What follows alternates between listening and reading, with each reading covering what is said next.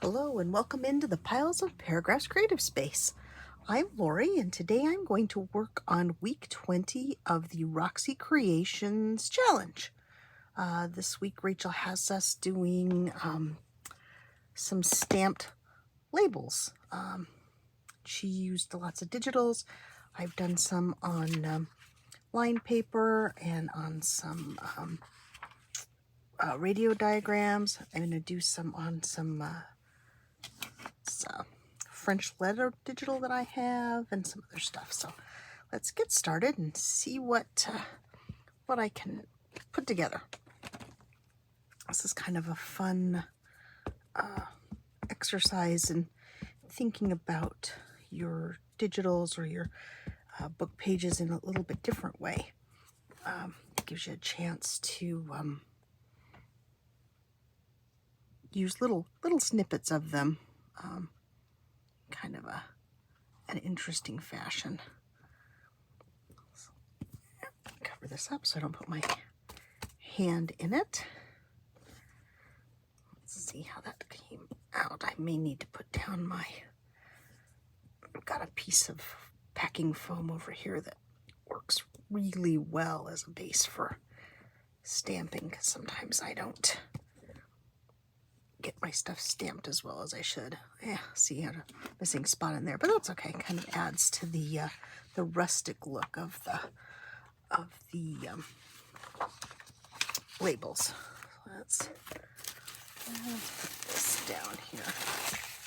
Not the most attractive thing for you to look at, but it has a nice little bit of give to it, and I think it will improve my stamp results. Okay, I am just using a small set of label stamps that I got from Amazon. So, I'm going to do these in black again rather than the blue.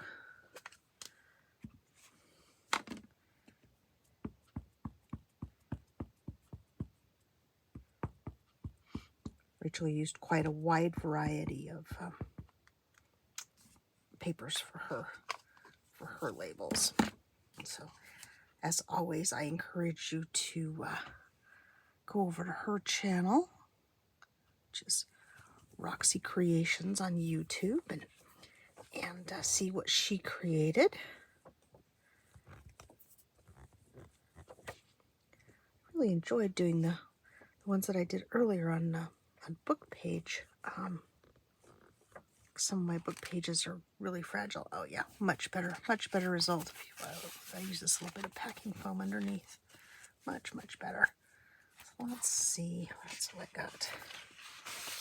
Got some little tiny postcards that I shrunk down when I printed them, and I think I'm gonna, let's see, I'm gonna take some of these stamps off of here and just kind of do them one at a time so I can pick out exactly what part of the postcard I want on the stamp. And this is more in keeping with the way that Rachel did hers. I'm gonna go ahead and turn this way.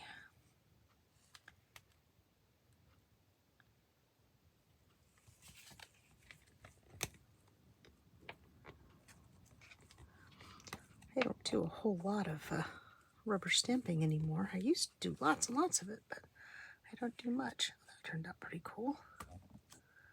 Let's see. Let me do this one.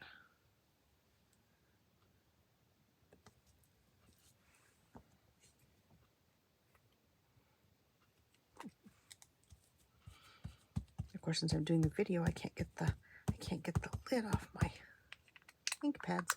I'm using archival ink. I like that's one of my favorite inks to use, because then I don't have to worry about it shifting around if I do anything else with the pieces later. Okay. Oh yeah, that worked quite well. Okay. Let's see.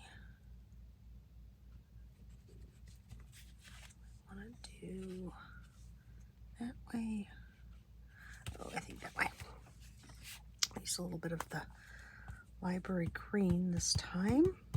The last one was cobalt, and then previously the black I was using is the archival jet black, which is my go-to for everything. Let's see. Get that in there.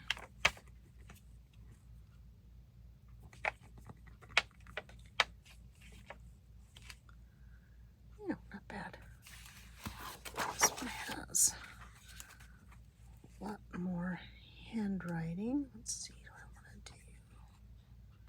This one. Okay, do this one. And I'll do the green.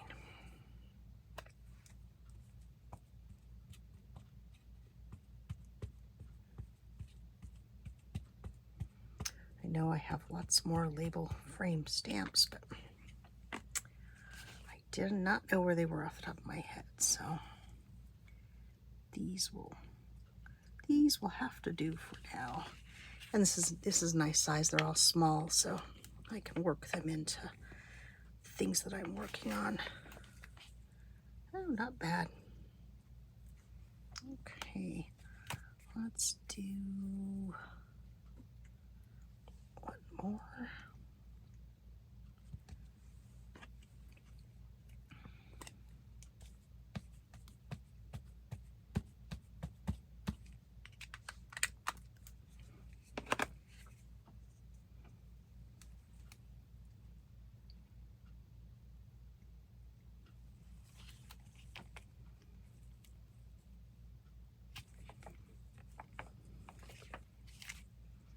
Ooh, that one turned out nicely.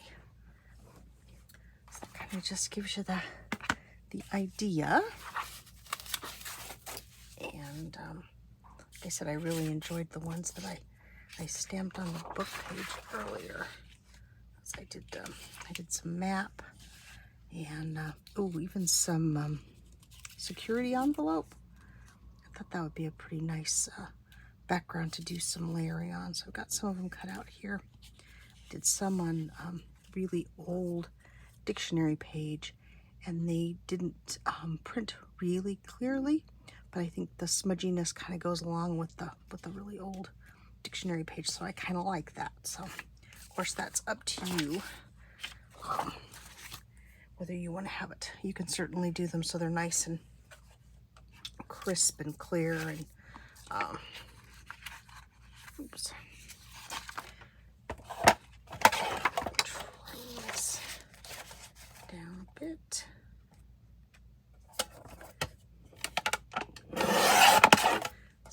Some scraps to use in other projects, because there's always other projects coming along.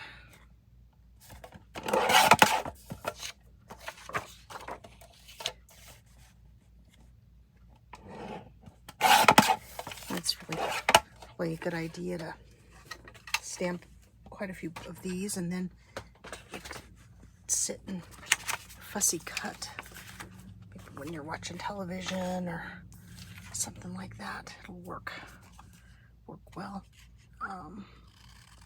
I also tore some of mine with the ruler, so I got a straightish edge, but I also got kind of that torn feeling. The dictionary page I did some of that with.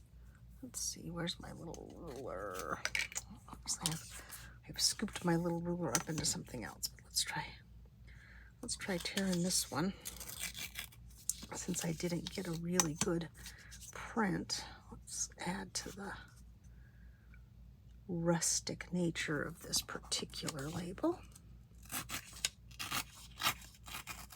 This digital is printed on, let's see, Oh, I never can remember what it is, because the paper I have next to my desk is different.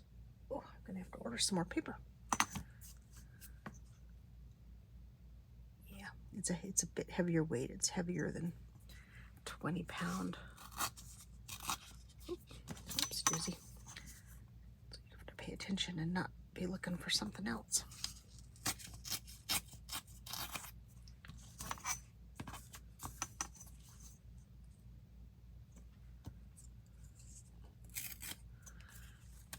So that's not bad. When I get ready to use it, I might go ahead and do a little fussy tearing along that edge so it doesn't look quite so. I can also put something over the top of it. So I do like the torn edges on these.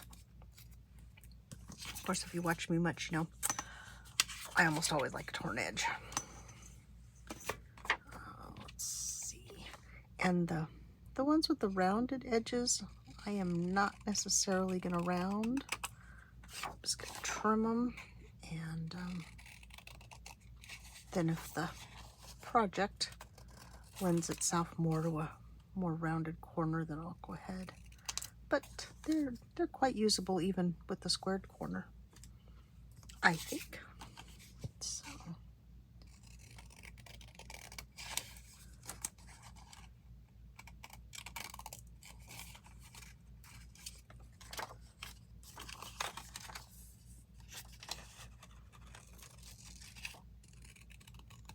I pretty much get the idea. Pretty straightforward project this time.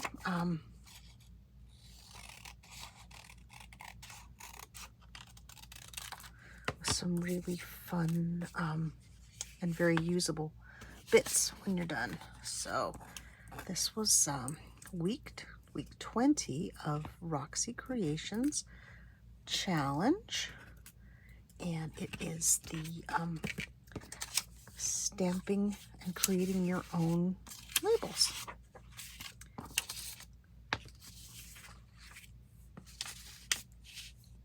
So I will say thank you very much for joining me, and I hope you will join me again in the future. Get all my label stamps back on their sheet so I don't lose them. And I think I already said I hope you join me again in the future, but if I didn't, I'll say it now. Also, if you get a chance to comment, like, subscribe, I would really appreciate it. And for now, I'll say bye-bye.